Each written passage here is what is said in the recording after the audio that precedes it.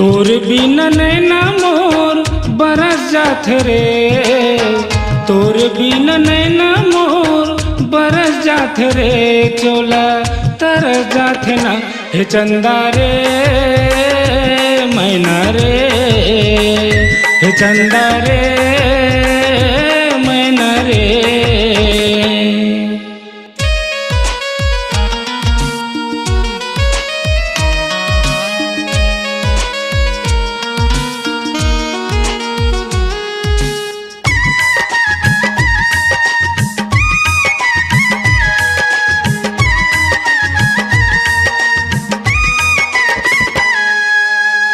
दिल के बात ना कभू सुन पाते रे, शक्ति दीवाना कह के आंसू बहाते रे।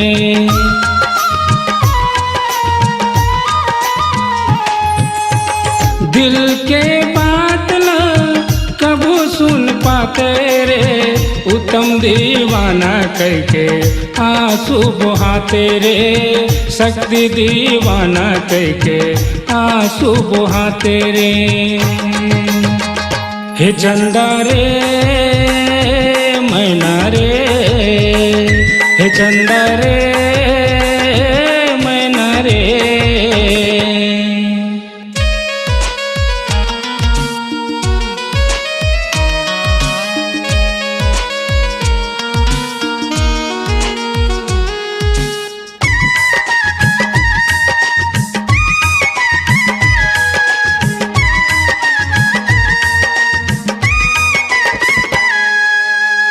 माया बढ़ा के रानी छोड़ दिए मोला रे, थोर को दया नहीं लागे काबर तोला रे।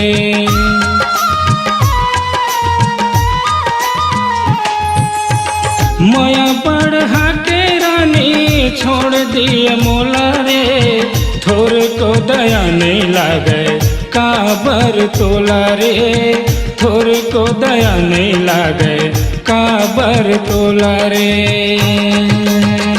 हे चंदा रे मैना रे, हे चंदा रे मैना रे।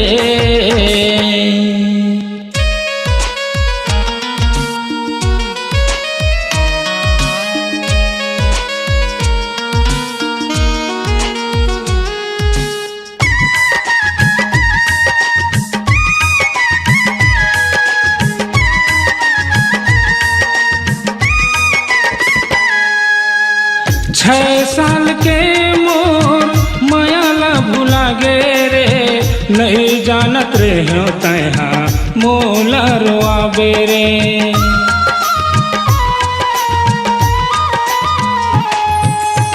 छह साल के मोर मायाला भुला गे रे, नहीं जानत रे हो तैहा मोला रोआबे रे, नहीं जानत रे हो तैहा मोला रोआबे रे।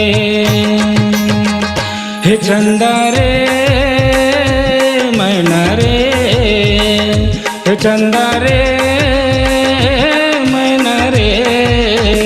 तोरे बिना नैना मोर बरस जाते रे, तोरे बिना नैना मोर बरस जाते रे, चोला तरस जाते ना हे चंदा रे मैना रे। हे जानू रे मैना रे, हो चंदा रे मैना रे। हे रानी रे मैना रे। स्वरांजलि स्टूडियो, नेमीचंद गली नंबर 2, गंजपारा, रायपुर।